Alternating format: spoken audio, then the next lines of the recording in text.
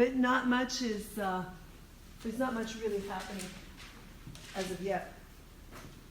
Okay, so for people, two things. One, you'll see a site on there to hand in your paper abstract. Now, the paper abstract on the course outline and on the one that's posted online is today. However, when I made the assignment submission, I forgot to change the date that was there, so it said March 24th, so I'll just honor that. So I'm happy to, because it's only fair, I'm happy to accept it up until March 24th. For people that handed it in person, there was 2 people, I can give that back to you. Everyone else, I'm just going to comment on it there and send it back to you, okay? Are there any questions on that? Because what I'm expecting on the abstract, and I put that online, so you should be able to see what is being expected. I want to know the arguments you're making. I want you to include a bibliography if you can. I don't see why you can't. Any external sources you want to bring in, plus the 5 course sources. So that's kind of all there. Anything else? Any questions on that before we start? If you text me, by the way, which is fine, indicate what class you're in, okay? Because I was responding to someone on the weekend, and I thought, because I have different requirements for different classes, and I thought they were in my 4th year class, but they're in this class. So just tell me what class you're in. And I'm going to have to fit to screen because I need something to tell me what time it is. So you'll see some, because it's Deleuze and Guattari here, you're going to see posters and also one of the paintings they talk about of the human body as a machine. So we'll put that on.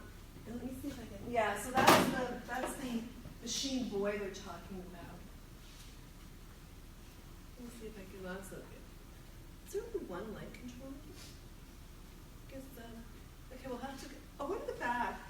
Actually, Stephen at the back behind you, can you see if the light's going to go down a bit? Oh, that's not it. So that's not a light switch. Okay, well, thanks. We'll just have to, that's too light. I guess there is only one. I can't see my notes of that. It's a problem. It might be good for you guys, but. I can touch it. Nah.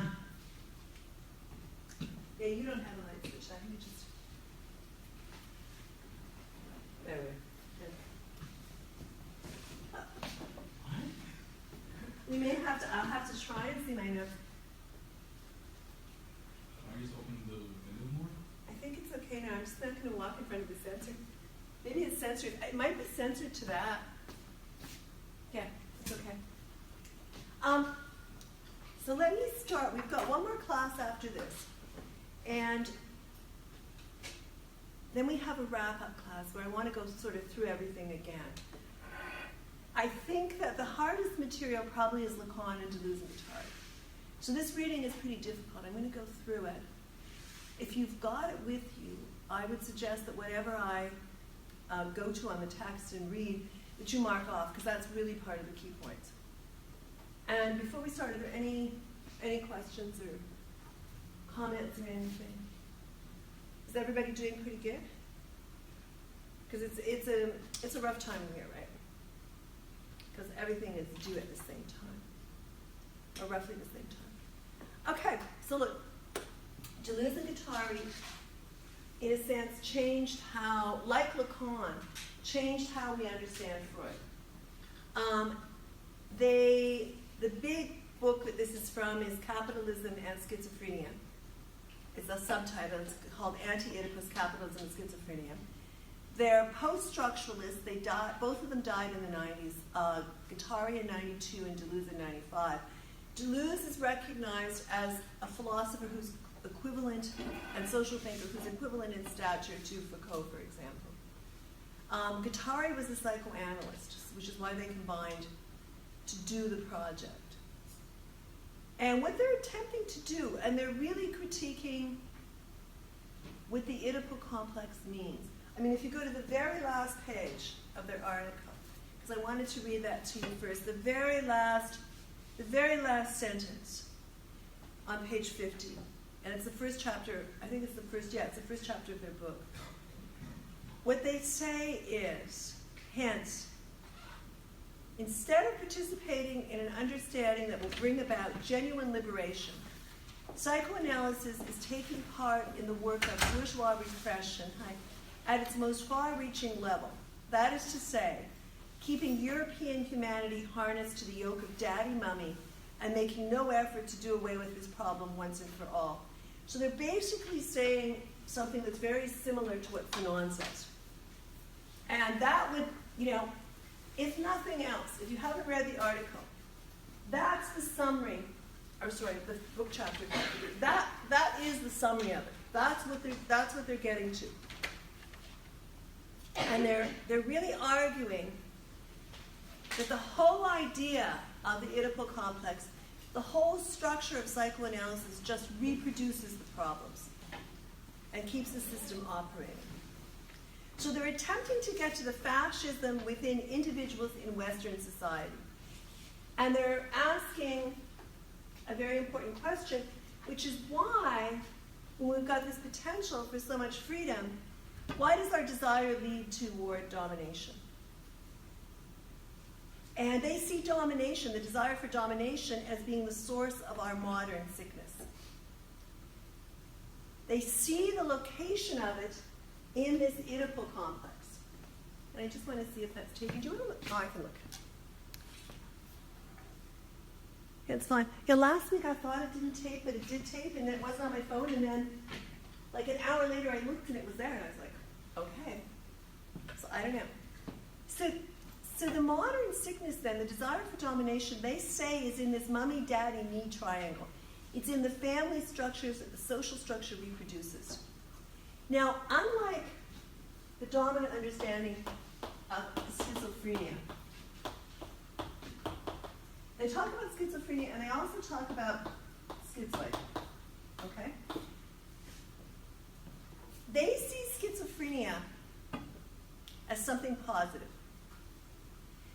They're looking at the social process of schizophrenia, and they see it as a positive process. They see it as an expansion rather than a withdrawal. They don't see it as pathological. And they also see the schizophrenic's detachment from the world as an attempt to engage in it. So these are all sort of drawings that fall into sort of schizophrenia and the schizoid from different artists. That's Francis Bacon. I don't know if you've spent any time with people that were having a schizophrenic episode. Okay, if you have, it's almost classic of what they're talking about, because, and they're responding to this too when they talk about the machine. They usually, years ago, one of the grad students was having, I was a grad student too, so we were looking after, he was having a schizophrenic episode, and he ended up staying at our place downtown, so we took turns, I wouldn't say minding him, right?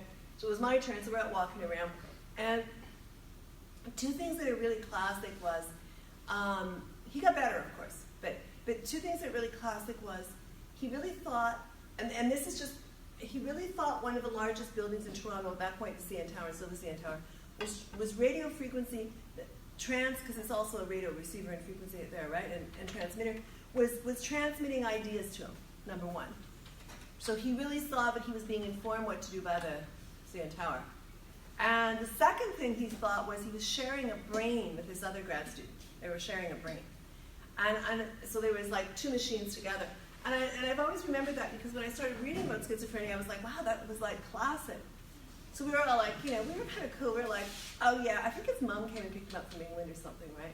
But we were all kind of cool. We were like, oh yeah, like what's it saying? What's the other, like we weren't like arguing with him because we figured that would be like the worst thing to do in that state. But he really did, and maybe he'd read, the other thing is, he's a really smart guy.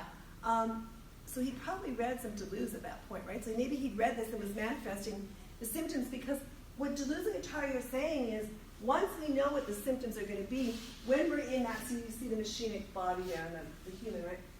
When we're in that state, we manifest what's expected. So we act out in a way that's expected. So he was acting out in, a schizophrenic way, thus confirming how people act. So what Deleuze and Guattari are saying is it's a process that either takes you up, and they have this quote, which I'll talk about later, but I'll introduce it now.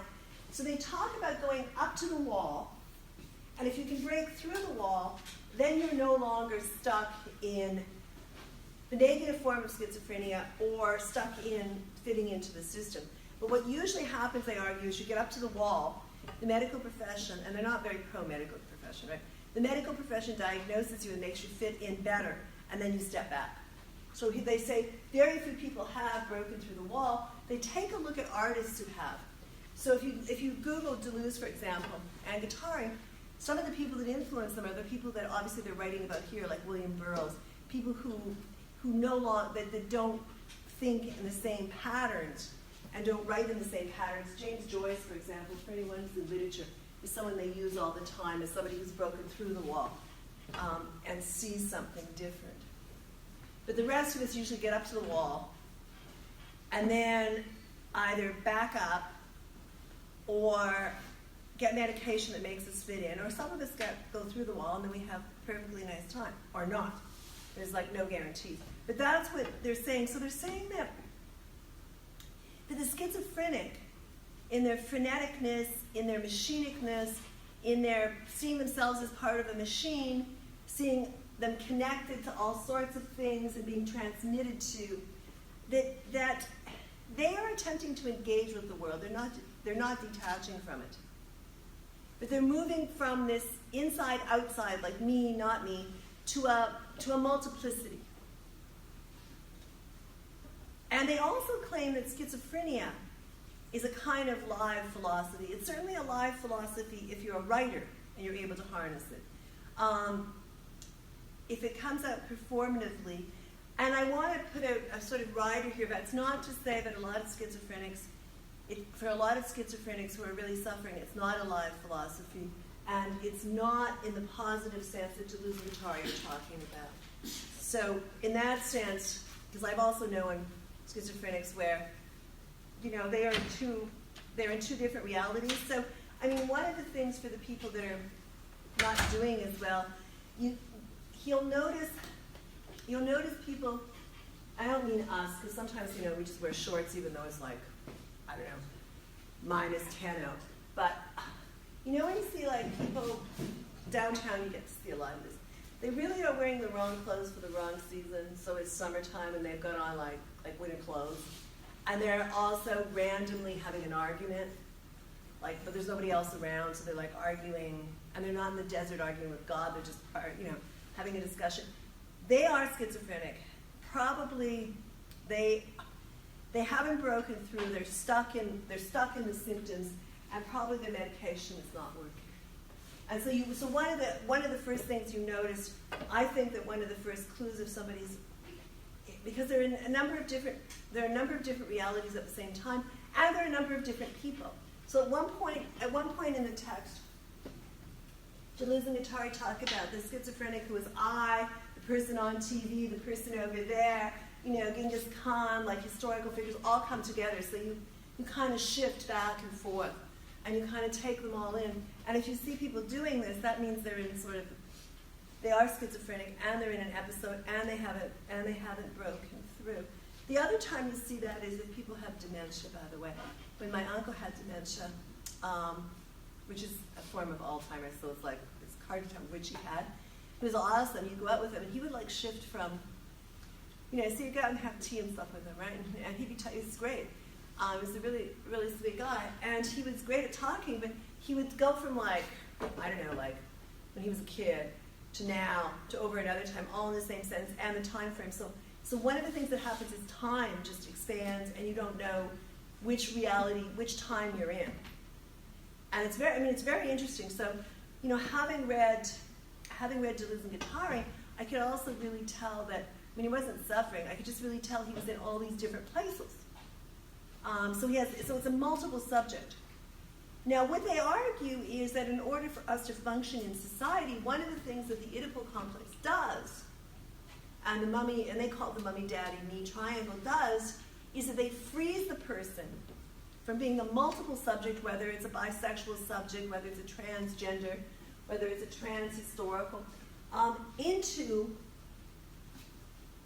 rigid social and gender roles. And they say what lies beneath this freezing, what lies beneath what Freud called the Oedipal complex, is what they call, and it's a really key concept for them, desiring machines. We are basically, for Deleuze and Guattari, our unconscious is a desiring machine. It's not an id. So if you go to page 2 of the chapter you've got there, what they say is the middle paragraph. They say everything is a machine. Celestial machines, the stars of the rainbow in the sky, alpine machines, they go through everything. They say everything's a machine. It's all connected to the body. There's no such thing as either man or nature now. Only, and this is more towards the bottom, so about just before the end of the large paragraph, they say, there's no such thing as either man or nature now. Only a process that produces one within the other and couples the machine together. Producing machines, desiring machines everywhere. Schizophrenic machines, I don't know if you've got the right, I don't think you've got the right edition there. Is it on that page? Which page is that, sorry? Well, it's page 2. Everybody who's using the PDF will have the right edition, but I'm not sure it's the same page number in there. So there's a big paragraph there that starts with the schizophrenic out for a walk. Have you got that? Yeah. Okay, perfect. So then at the bottom of that paragraph, the last about 6 lines, Rachel, there's it's where it says there's no such thing as either man or nature now, only a process that produces one within the other and couples the machines together. Producing machines, they see capitalism as a producing machine, us as producing machines, desiring machines everywhere, schizophrenic machines, all of species life, the self and non-self, outside, inside, no longer have any meaning whatsoever. And if you go over to page 3, about 5 lines down, they talk about Oedipus. And they say Oedipus, Freud's Oedipus, presupposes a repression of desiring machines. What they're arguing throughout is that psychoanalysis takes what is a desiring machine and feeds it into a particular way of functioning, and they're critiquing that. What lies beneath the Oedipal configuration brought to us by psychoanalysis is desiring machines. So what do Deleuze and Guattari mean by machines? Well, they tell you on page 36, and I'm going to direct you to that. So if you go to page 36,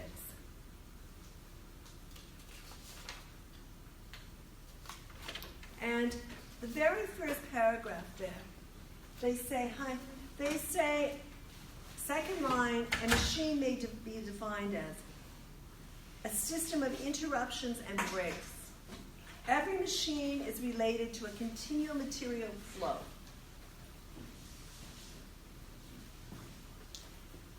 Highlight that it cuts, so it's a Greek word, that it cuts into. Every machine functions as a break in the flow, so it's part of the flow, it's a break in the flow in relation to the machine to which it's connected. But at the same time, it's also a flow itself, or the production of a flow in relation to the machine connected to it. So that is, to paraphrase that as desiring machines, we're part of all the other flows of desiring machines. We feed into it and receive from it. We're connected. Now remember that Deleuze and Guattari are really well known for rhizomatics. I think R-I-H, rhizomatic. So that means everything is connected. So they see us as machines connected to all other machines. And they're defining machines in a very sort of interesting way, and that is it's interruptions or breaks, and it's related to a continual flow that cuts into. And I really want to keep my other pages straight, so when I go to them, I think it's okay. Yep. I think I got it. Because as soon as I get these mixed up, then it's hard to quote from them. Now, they're responding to, in a way, picture of the boy there with it hooked up as a machine is actually related to one of his clients. They're reproducing Victor Tosk's observations and interpretation of a type of paranoid delusion that occurs in patients diagnosed with schizophrenia. And that delusion involves patients being influenced by what they call a diabolical machine. It's just what I described in terms of the grad student that we were taking care of. It's a machine that affects you, that's technical, it's outside the understanding of the victim or the person, and it influences them from afar. So if you hear anybody saying that they're being controlled by a machine,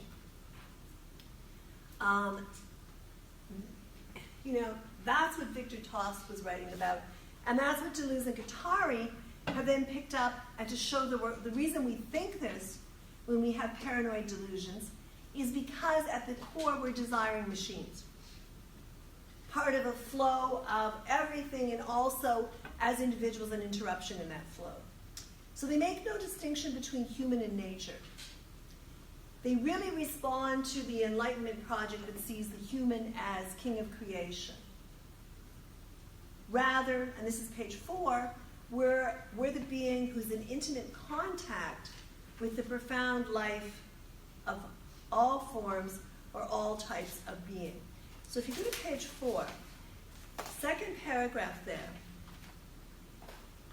So they say, not man, so second paragraph halfway down, not man is the king of creation, but rather is the being who is in intimate contact with the profound life of all forms or all types of beings, who's responsible for even the stars and animals, who carelessly plugs an organ machine into an energy machine, a tree into his body, a breast into his mouth, the sun into his asshole, the eternal custodian of the machines of the universe.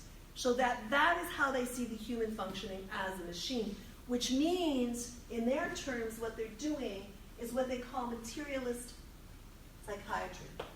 So they're also Marxists. They're doing materialist psychoanalysis. They were all part of the materiality of the world. So this materialist psychiatry or psychoanalysis conceives and treats the schizoid, and they also have schizo. So here they're saying schizo. Sees and treats the schizo as part of nature. What they mean by schizo, is one who escapes the Oedipal family, the person references, the daddy, mommy, me triangle. They argue that it's the artificial, the controlled schizophrenic whose processes get frozen that are found in mental institutions. So the schizophrenic for Deleuze and Guattari is what they consider, in terms of the materialist psychoanalysis and materialist production, the universal producer. And who makes no distinction between producer and producing until this product or identity becomes an I itself. For them, in order for capitalism to function, capitalism and Oedipalization go hand in hand. So the book, Anti-Oedipus, Capitalism and Schizophrenia, is also a Marxist critique of capitalism. And one of the arguments is that the Oedipalization that Freud sets out produces a very good workforce. That Oedipalization as a theory in social practice facilitates capitalism because it crushes and represses desiring production. That is, it crushes and represses and freezes desire that exists in everyone, the machines of desire. And what happens is that the human person gets reduced to a structure. So for Deleuze and Guattari, both Freud and Lacan's understanding of the Oedipal complex feed into reproducing the world as it exists. They feed into making people fit into the social world that is founded in domination, and it's founded in domination because of the relation of humans to nature. It's founded in domination because of capitalism also in Christianity. So Lacan's attempt to correct Freud, which we looked at, is merely, they say, a structural account of the same domination. So remember, Lacan talks about the imaginary, the symbolic. He takes a look at the discourses. We've got, so they're saying his structure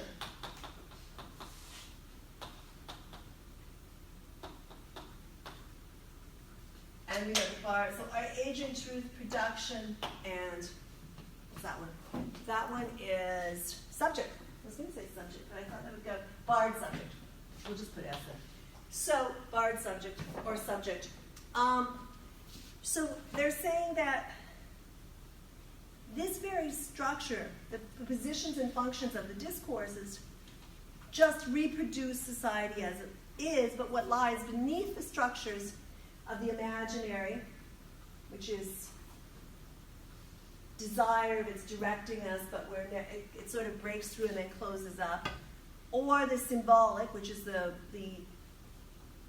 rules and culture we live in.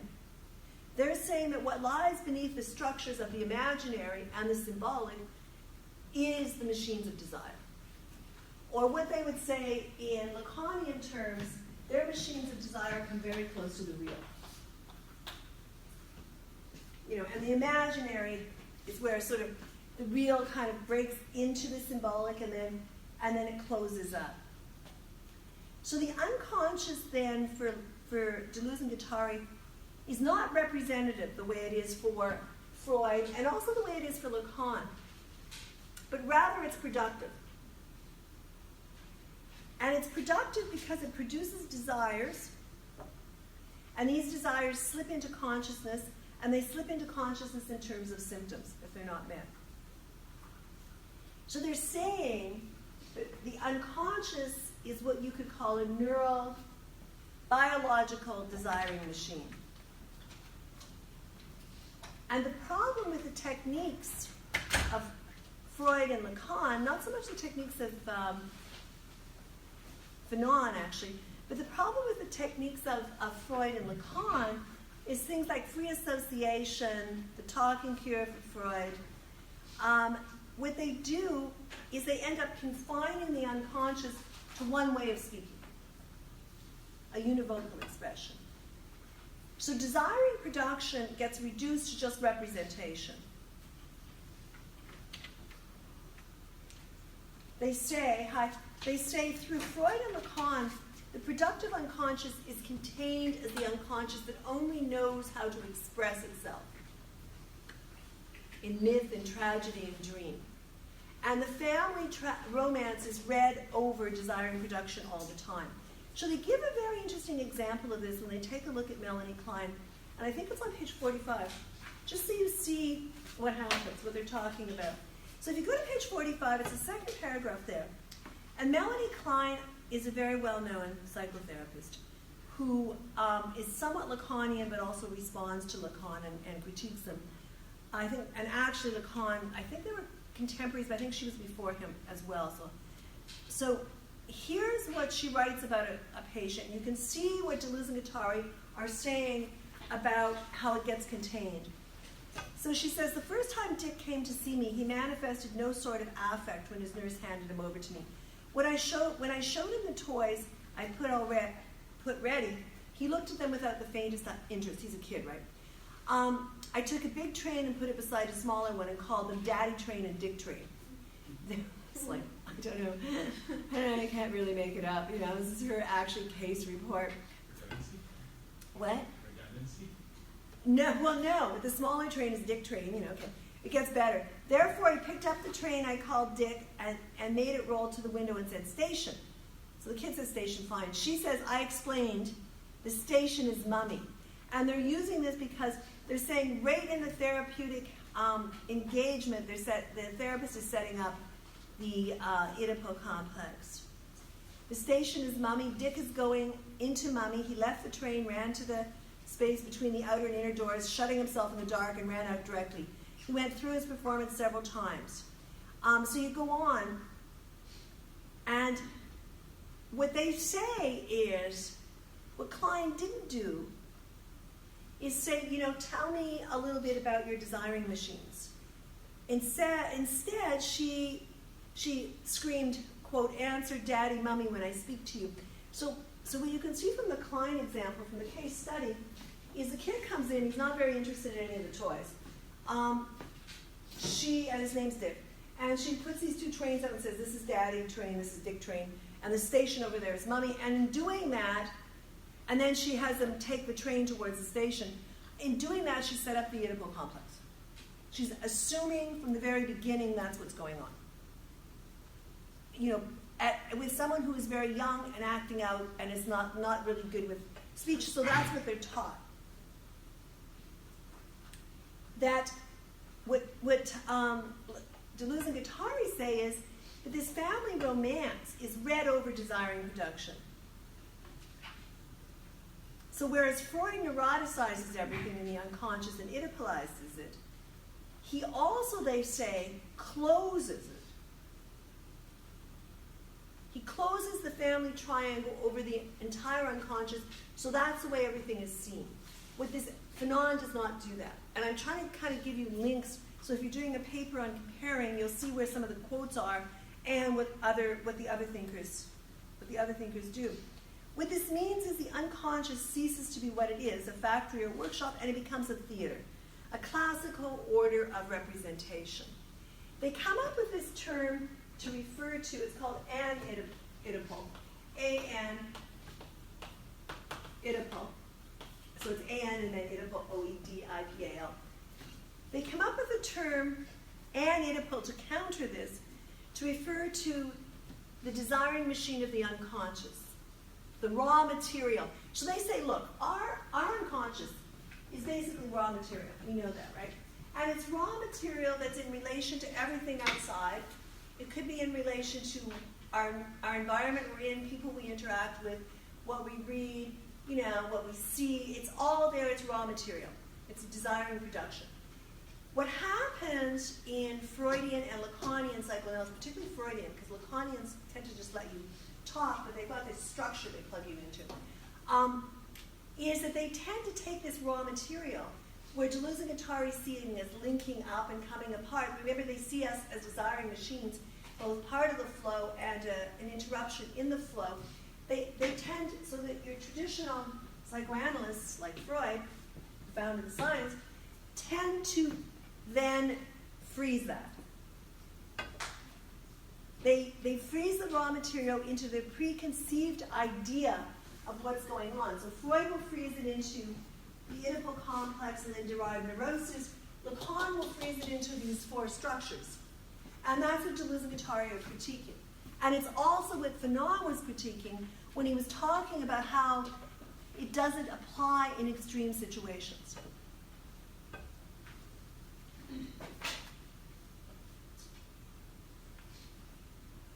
So they say that in the room of psychoanalysis, in the consulting room walls,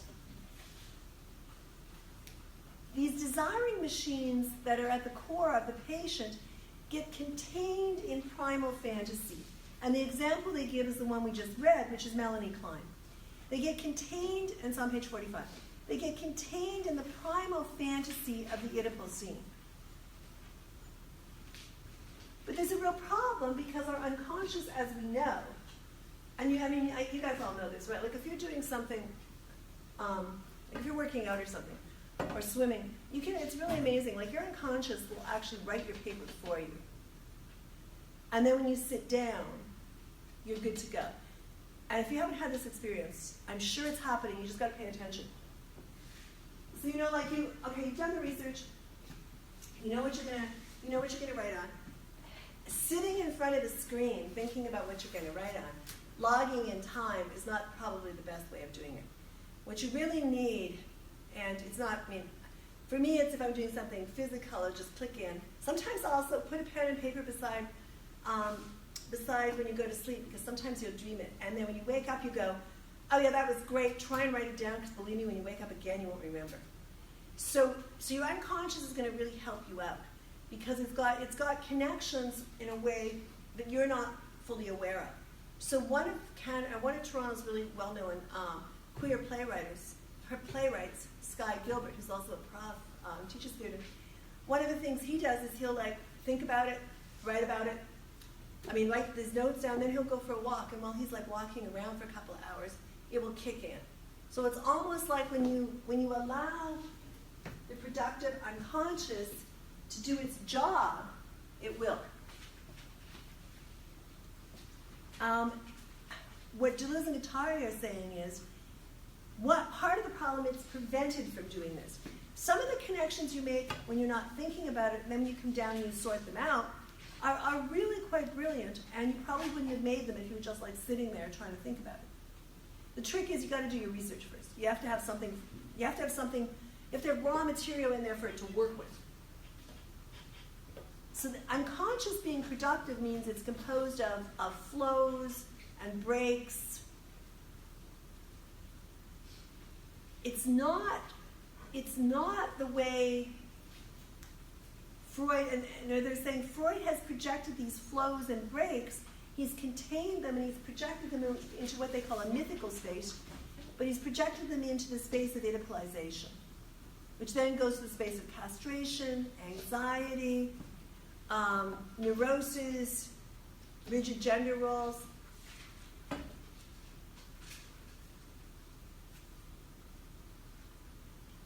They say psychoanalysis that they're responding to, so Freud and Lacan particularly, and Lacan is, I think, much better, but that's just like, I really like some of the stuff that he does.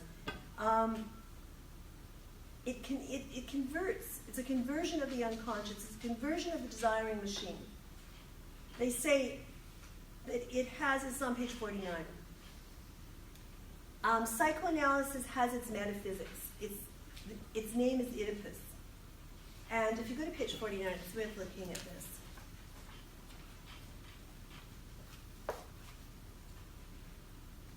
Or part of it's on 49. I think it's 49. Its name is Oedipus. Oedipus is there to tell you that if you don't follow the lines of differentiation, that's the lines of individuation, daddy, mummy, me, you'll fall back into the black night of the undifferentiated.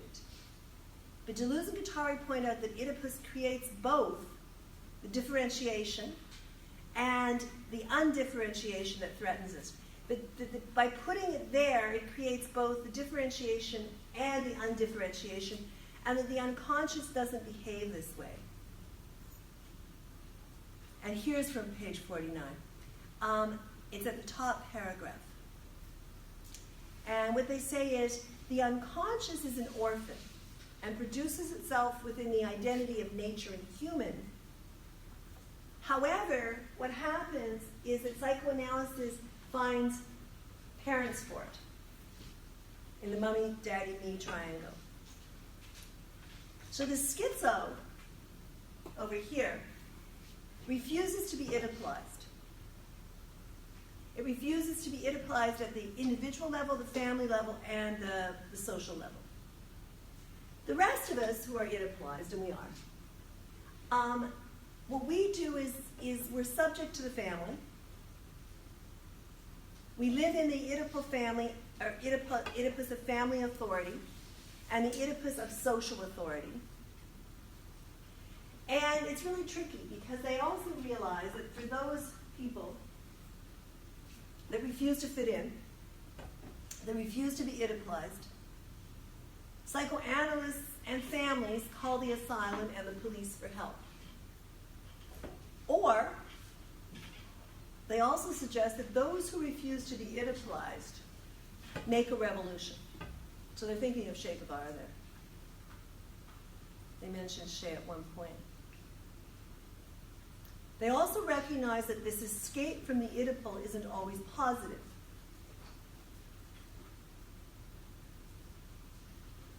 With the schizo, withdrawal to the body without organs, the productive, active aspect of the organism as desiring machine is lost. They came up, I'm going to go through that. So they came up with this great term, body without organs, and then when you get into bio-art In tissue culture, you can grow organs without bodies. But their term is bodies without organs. Zizek then develops that into organs without bodies. So the body without organs is always present, it's liquid, it's primordial.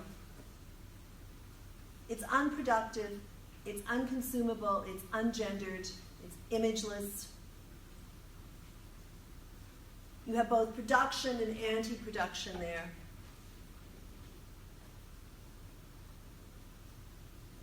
What they say,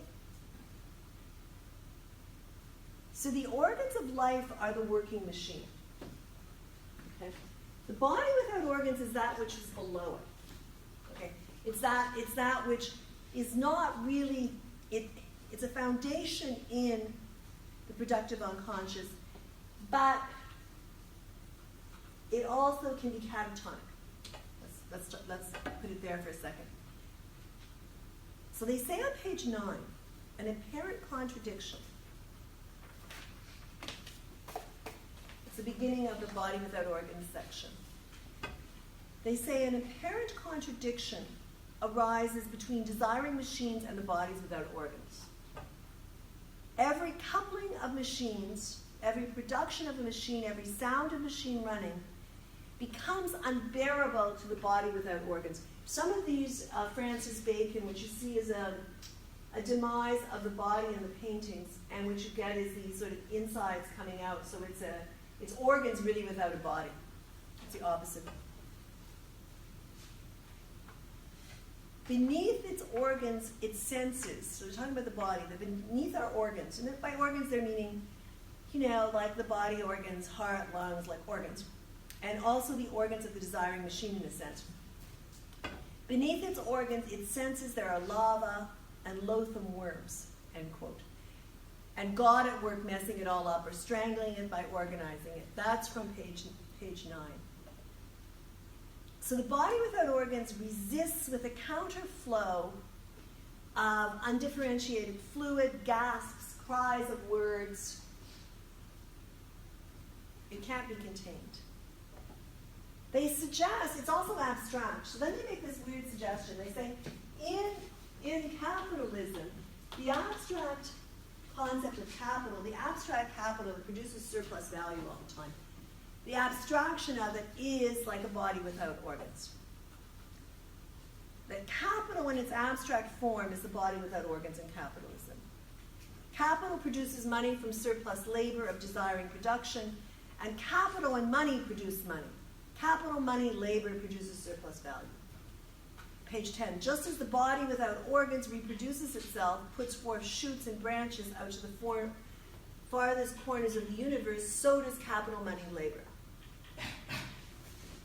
So the subject then is a combination of desiring machine and the body without organs.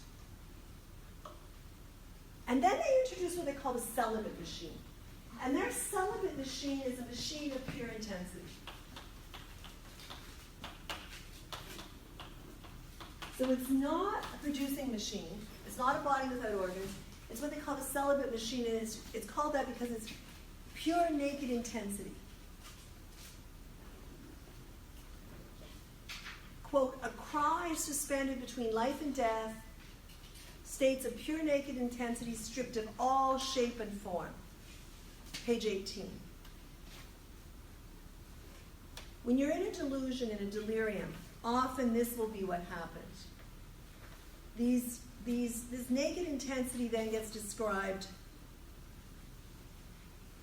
and it's the second, it's the last paragraph there, the beginning of that.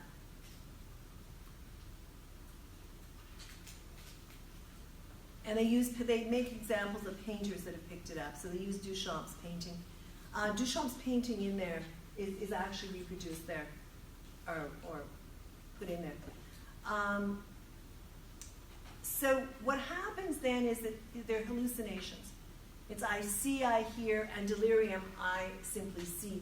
So when you get to pure intensity, which is they call it a celibate machine because the distinction between reproducing machine, and the body without organs kind of drops away, in which you've got pure intensity and hallucinations and delirium. And every delirium is an investment in a field that's social, economic, political, cultural, racial, religious. Because think about it, if you've ever been delirious, or if you've ever had experienced anyone in delirium, they're really reproducing what's going on in society, in their own mind, and then just kind of spewing it out, right? So the code of delirium, this is page 15, has an extraordinary fluidity. The schizophrenic is working in this code of delirium.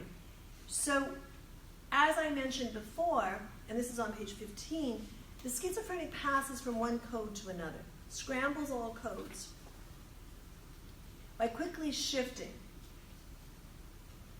And according to the questions asked him, he shifts, right? So they use an example of, I don't know if you've encountered, if any of you are in theater, but Anton Artaud did amazing stuff in terms of this. And so Deleuze and Guattari rely on both Artaud and Joyce for this. So Artaud at one point says, yes, I've been my father, I've been my son. I, Antoine Artaud, am my son, my father, my mother, myself. Page 21, they go on. That's on page 15. If you go on to page 21, for the schizophrenic experience, because the desiring machine is not frozen into an I, it's like you're every person in history.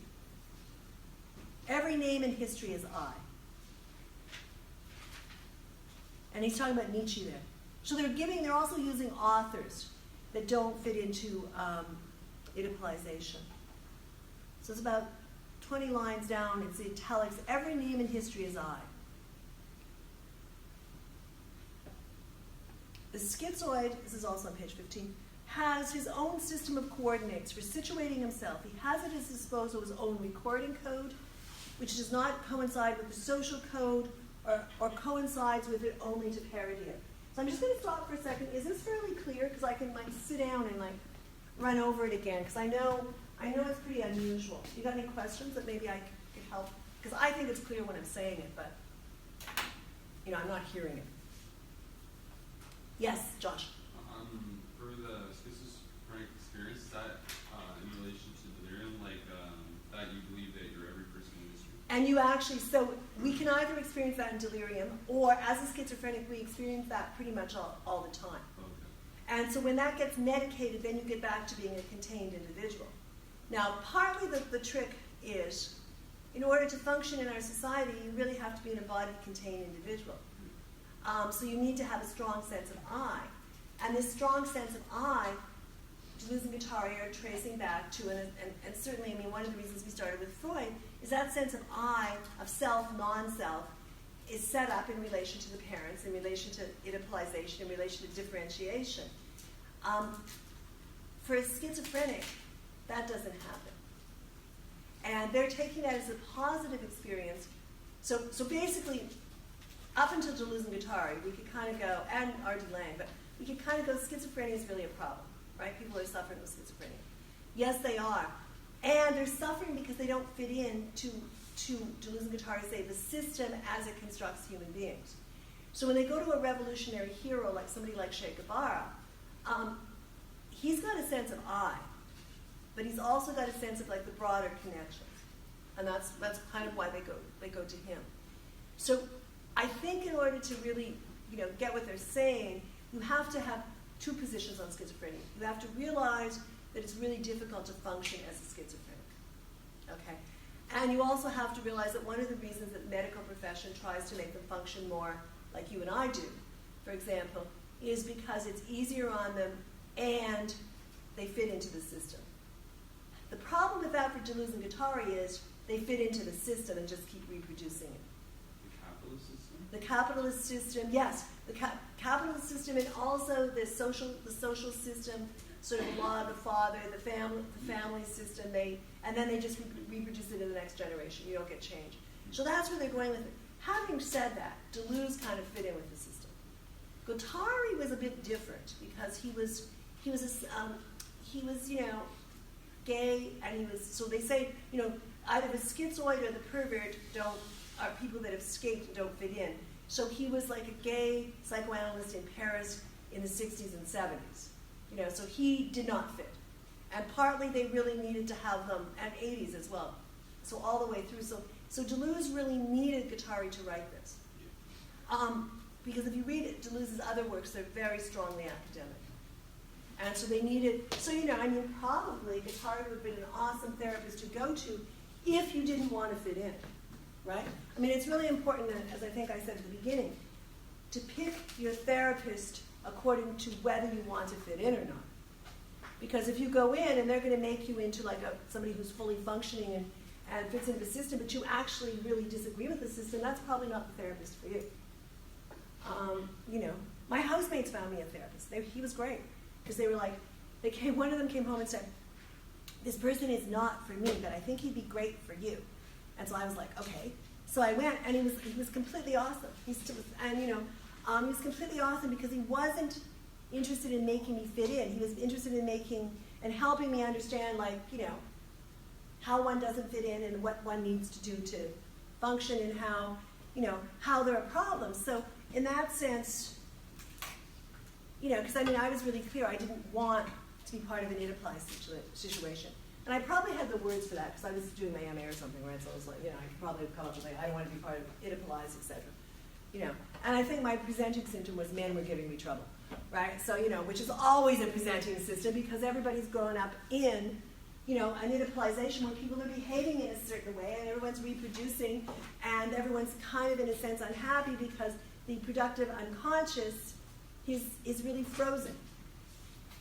You know, so in that sense, but, you know, I also don't want to make light of people who are schizophrenic who really do need medication to keep them from going, I don't know what the word be, to keep them from hurting themselves, to make them to assist them in having a life that's okay.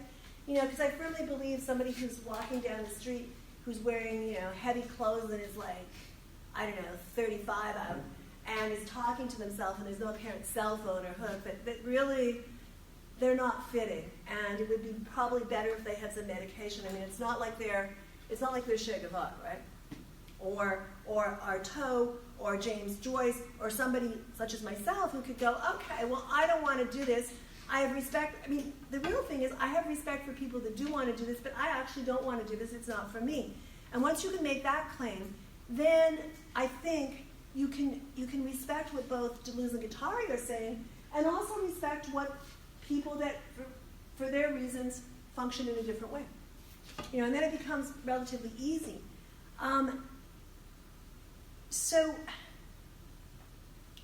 it was really interesting too, because once I could understand that, then I could be really nice to my parents, particularly and you know, which was really good because I could understand then that I didn't have to be like that, right? So once you get that kind of worked out, then you can go, okay, well, you know, I'm not frozen into this. But I can also respect. So they say there are two types of social investments.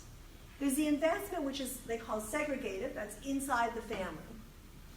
And again, Deleuze had a family, okay? So Guattari didn't. But there's the investment that's inside the family, and they call that segregated, and nomadic, outside. And then they say there's these two poles of delirium. One of them is when someone's delirious and they're reproducing what they call paranoid fascisizing. Now that becomes really important for right now, I think. The paranoid fascisizing also feeds into what Sagan talks about in terms of paranoia. The paranoid fascisizing is a way, it's like a strong central sovereignty that's racist, classist. It sees all others as should fit into that particular fantasy. So they say that the paranoid fascisizing, and fascisizing is spelled just as you would think it would be, right?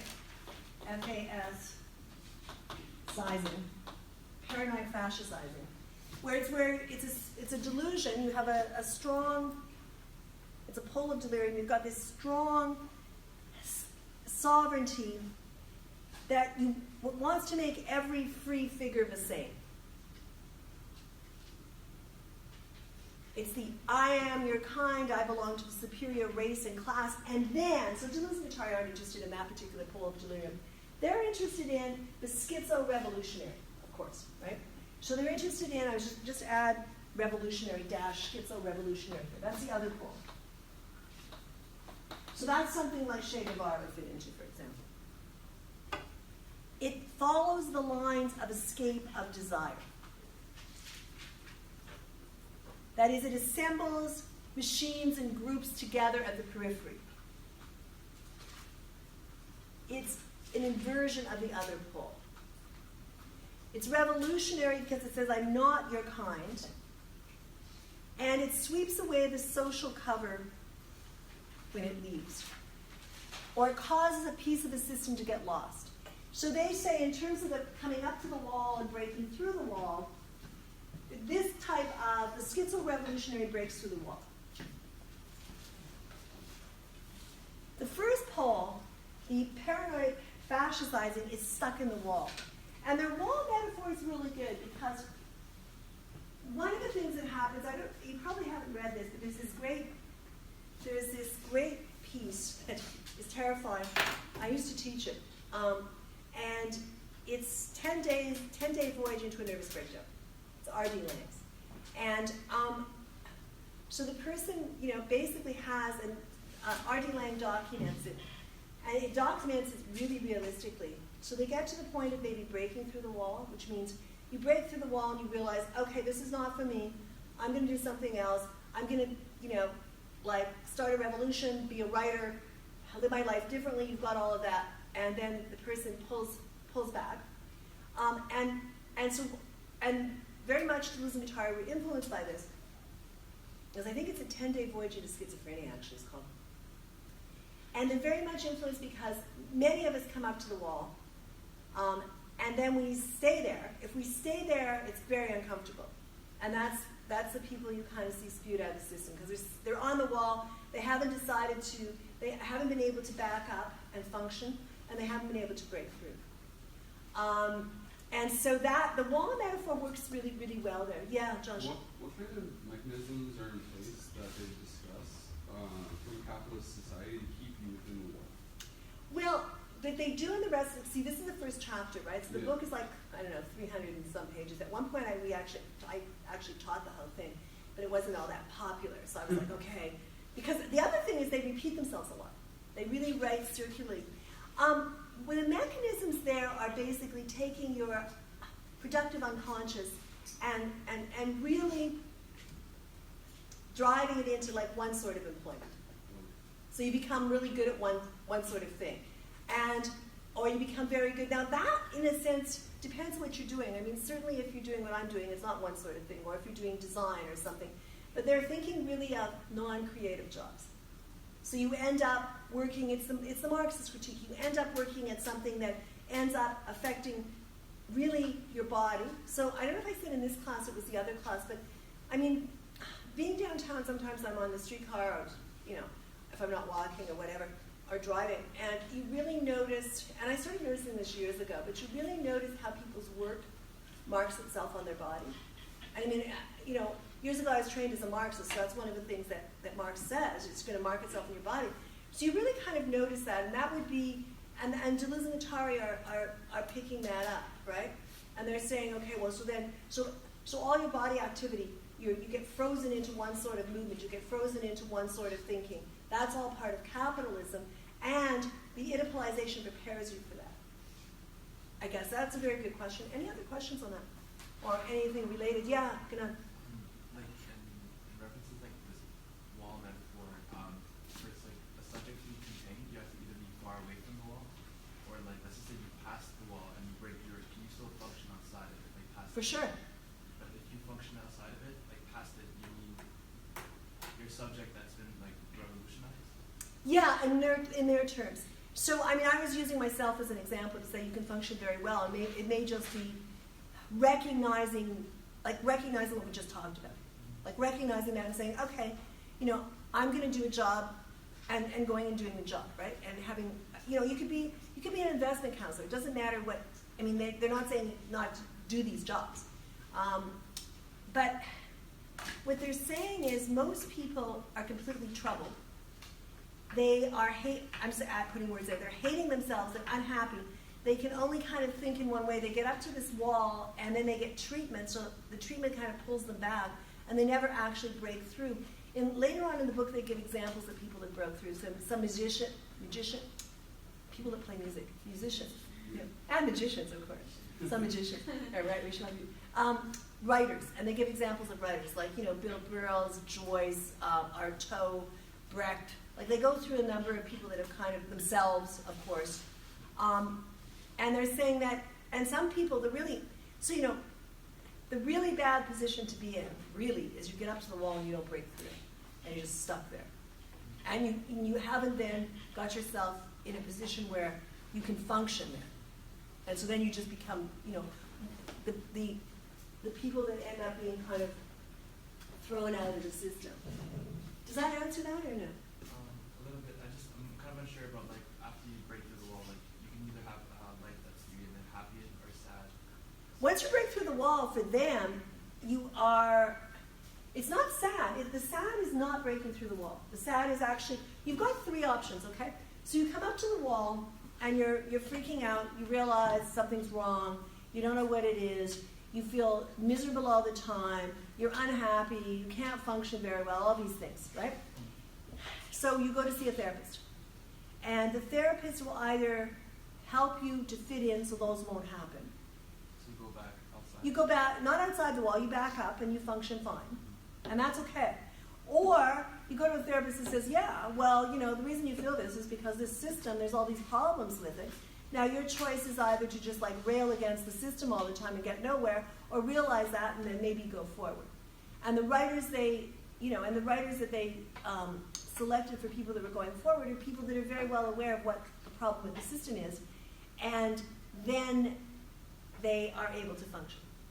So, and I was saying the people that really have it the worst are the people that get kicked out of the system in a sense. They get up to that wall, they can't get past it, nor can they go back. And they're just there. And that's really a problem. Does that make sense or no? Yeah, okay. Anybody else on that? So I just want to check the time. Because we're good. We've got about another 20 minutes. And then we also have, I think, 4 people presenting. So to go to the body without organs, I want to go back to it. It's not the productive body. It's the body without an image. Energy sweeps through it. They say at points it's like a cosmic egg. It's the limit of the social. The body without organs, I should maybe put this up. They've got, if you take a look at the two, if you want to do a chart, because I got a lot of things going on in the book and in the chapter. So if you want to do a chart into psychoanalysis and what they call schizoanalysis. I'm having trouble spelling schizo. Hold on. SC. Schizoanalysis. All right. Thanks. So they make this distinction between these two. And what happens in psychoanalysis is you've got paranoia, and in schizoanalysis you've got schizophrenia. So in psychoanalysis, you put under here paranoia and schizophrenia.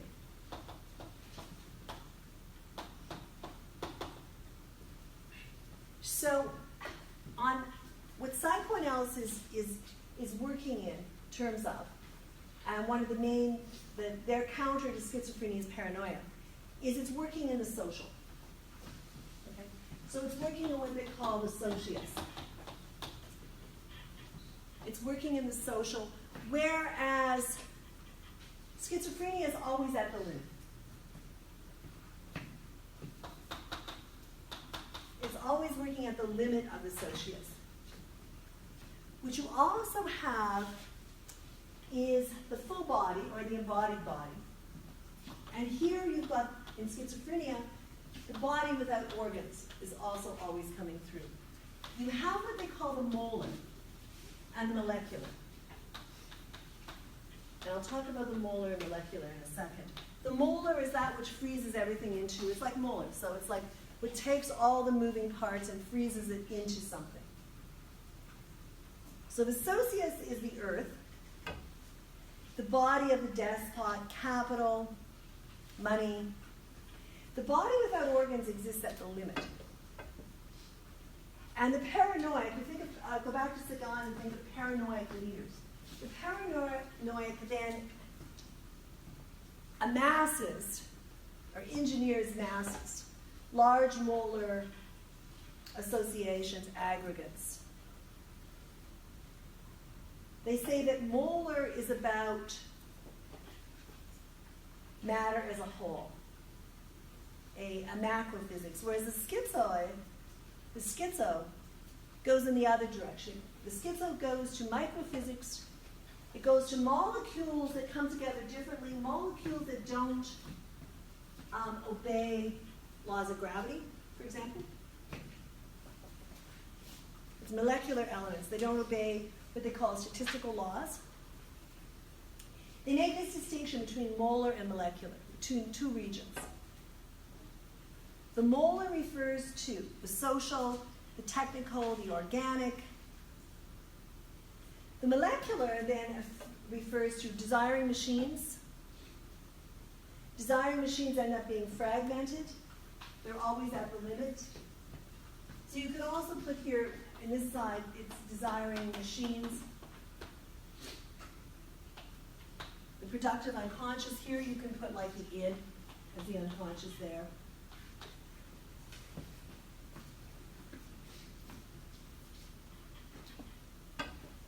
So the molar refers to the social, the technical, the organic, the molecular to desiring machines that are non-localizable, they're fragmented.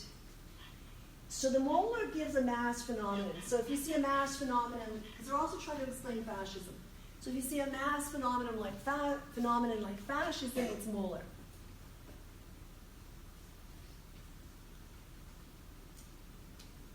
Now, if you go to page 26, what they're saying there is they're kind of explaining how desiring machines get produced.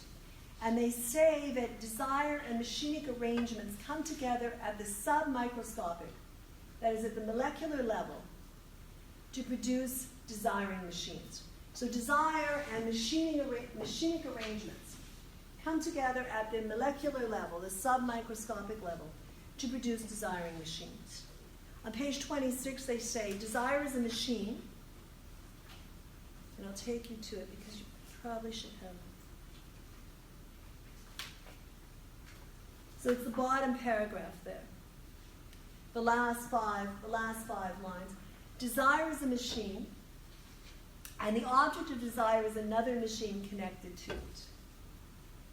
And on page 30, they talk about desiring production. Desiring production is one and the same thing as social production. So it's the second paragraph there, about 3 lines down, starting with desiring production. So it's the middle of a sentence. Desiring production is one and the same thing as social production. It's not possible to attribute a special form of existence to desire, a mental or psychic reality that is presumably different from the material reality of social production. So they're saying desire and social production are desiring production and social production mimic each other.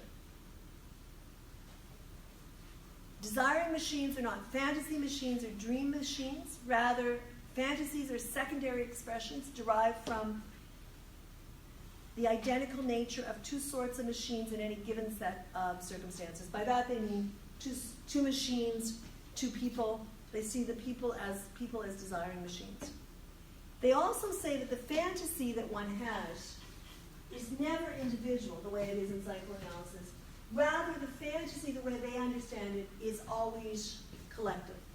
Whatever fantasy you're having is part of the collective. Which means desiring machines are formed in the social machine.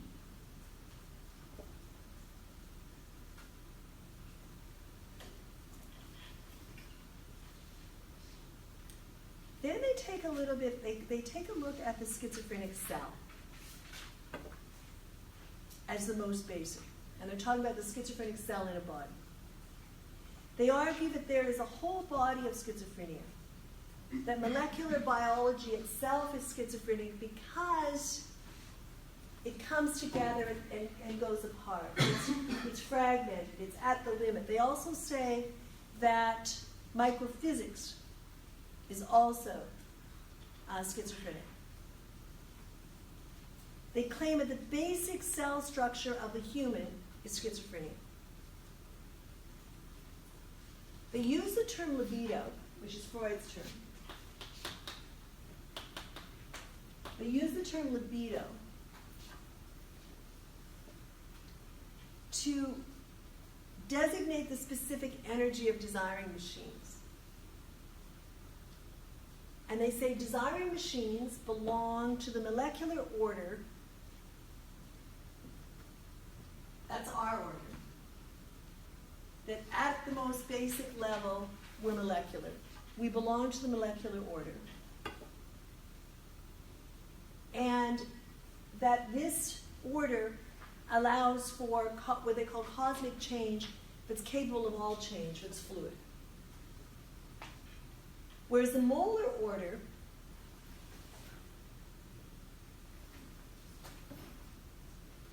what's in the molecular order and the molar order gets contained,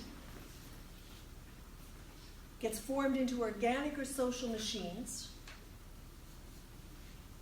gets restricted, reduced, and in this restriction and reduction, the fluidity of the molecular libido is made to repress its flows.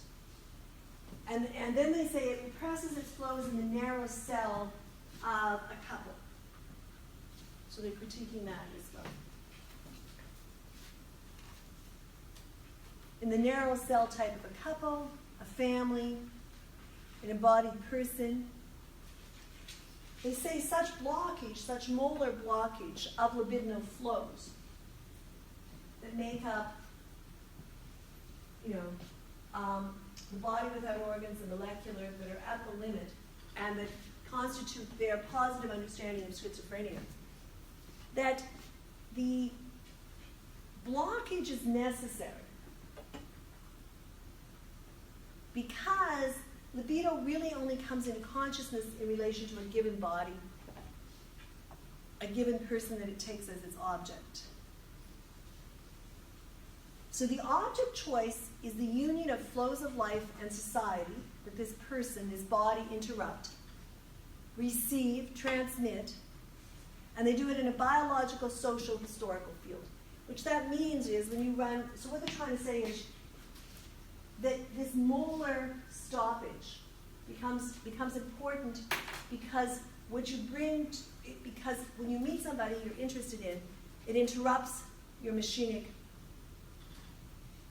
molecular and machinic self. It interrupts theirs. It interrupts both inside your personal relation, inside the social, and inside the history.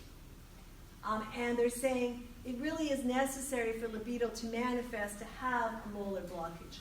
Otherwise, what you've got is what they call pure intensity. And pure intensity is, they connected it with sort of the celibate machine. Desire is a machine, it's a machinic arrangement. The order of desire is the order of production. So all production for them is desiring production and social production. They then again critique psychoanalysis for narrowing everything into representation. They critique psychoanalysis for saying that the unconscious doesn't produce, rather it represents. It represents, it believes in Oedipus, it believes in the law of the father. It's a system of beliefs in place of production. So production, and by production they mean the work you do and desire, ends up in a world of representation.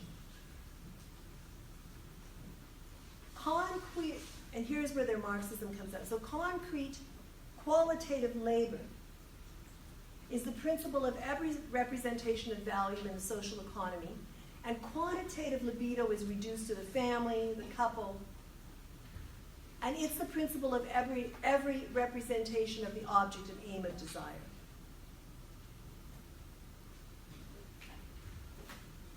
What they propose as a counter to psychoanalysis is schizoanalysis. So they're proposing schizoanalysis as a counter to psychoanalysis. As we went through it, the aim is to de-Oedipalize the unconscious, to reach what they call those orphan regions of the unconscious beyond all law. There's a problem, though. The problem, they say, is twofold. We have Oedipus as an individual crisis that we all go through, and we live it as a structure. And as a structure, it enhances the system we live in. It produces a workable workforce that is able to fit the requirements of capitalism itself. So Oedipus as a crisis is the family trinity, they say. So when you go through Oedipus as a crisis, you're going through the mommy-daddy-me triangle. And as a structure, they call it the religious trinity tied to capitalism. You've got both of these.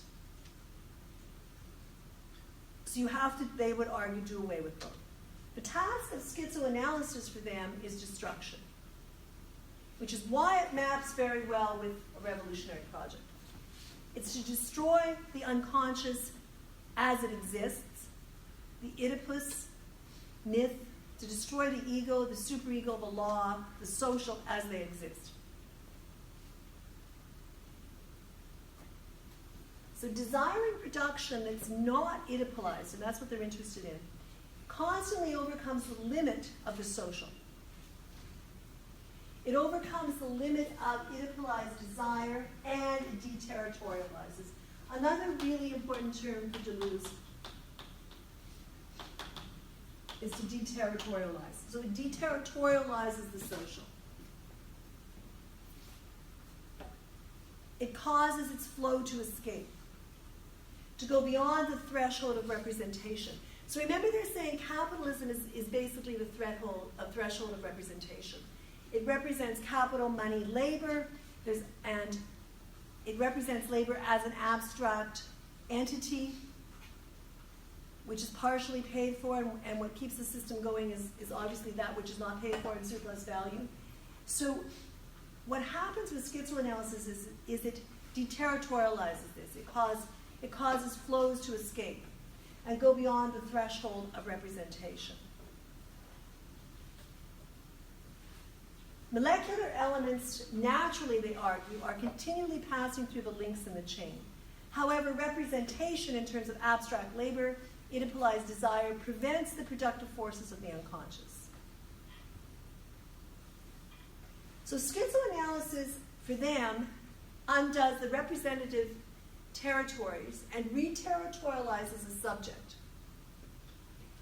And it re-territorializes a subject that can pass through their own life history, that may not be the same as the socius. Schizoanalysis is not a freezing into a molar outcome, but it's a process for them. What happens is this process of schizoanalysis then gets territorialized into in psychoanalysis. So it gets territorialized into neuroses, psychosis, hysteria.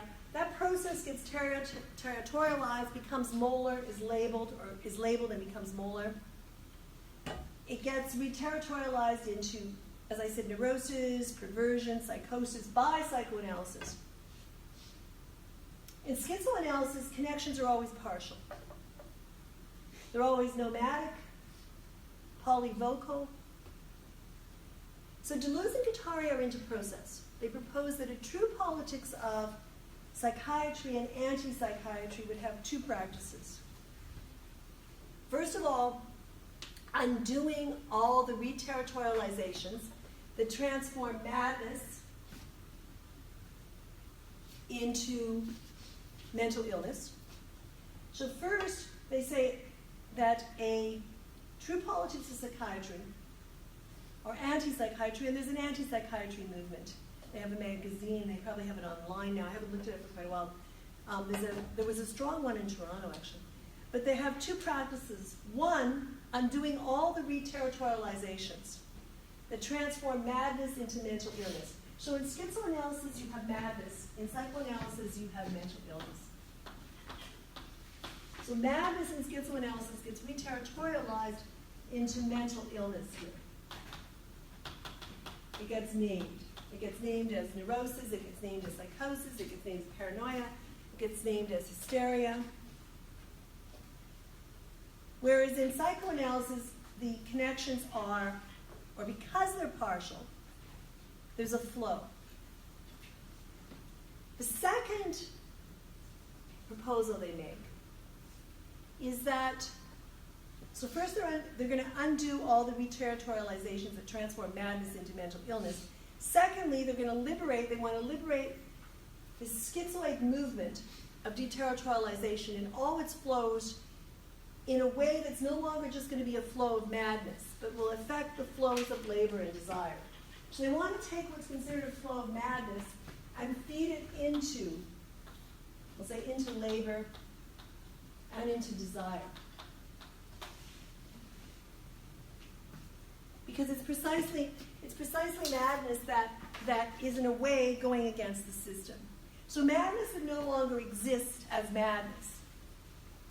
Not because it's called mental illness and transformed into that, but because it would get support of all the other flows of labor and desire. Their bottom line argument on this is, once madness gets territorialized into mental illness, it's frozen there, and it's deprived of the support of labor and desire. And I want to go over the body without organs just briefly again, because it's hard to get. So the body without organs, which is part of the schizoid, which is part of productive unconscious and machinic unconscious, but it's only part of it. If it's all of it, what you've got is a model of death. So if you've just got the body without organs, without a productive unconscious, without machinic unconscious, you've simply got what's called catatonic schizophrenia. And there's a zero intensity there. So they say the death model appears when the body without organs ends up getting rid of all the body organs, not using them, no mouth, no tongue, no teeth, to the point of self-mutilation and suicide.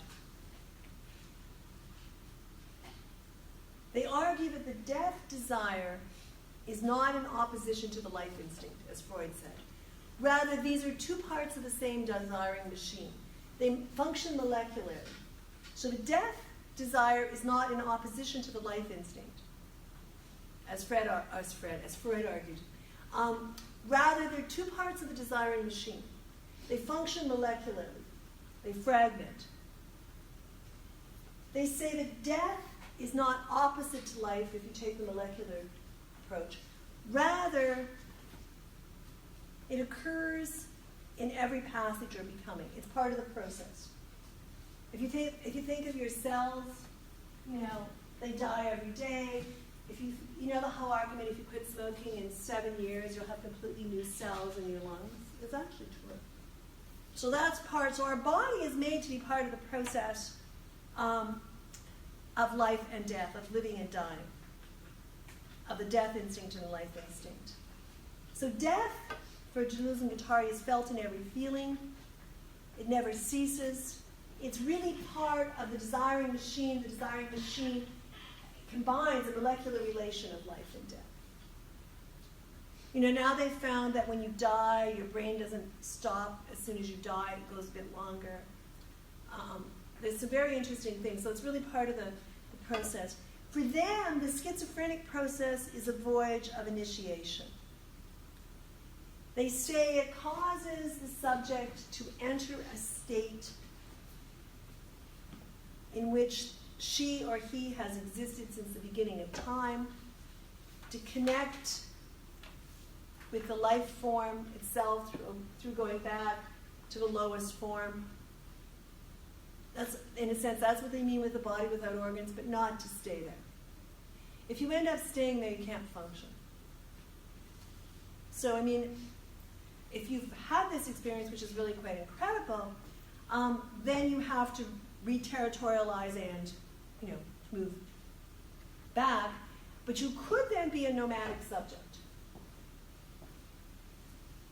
And for them, the nomadic subject is a subject that doesn't have a home in the Oedipal complex. So what they consider as part of capitalism, as part of psychoanalysis, is the Oedipal subject. Whereas part of schizoanalysis is the nomadic subject.